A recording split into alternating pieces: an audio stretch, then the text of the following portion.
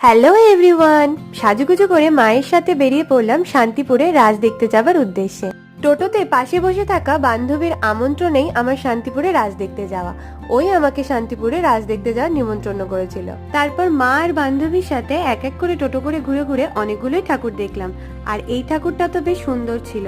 চা তৈরির বিভিন্ন সরঞ্জাম দিয়ে এই ঠাকুরটা তৈরি, ভালো করে দেখলে বোঝা যাবে চা পাতা দিয়ে মূর্তিটা তৈরি। তারপর চলে গেলাম আরো একটা প্যান্ডেলে। এই প্যান্ডেলটাও বেশ সুন্দর হয়েছিল।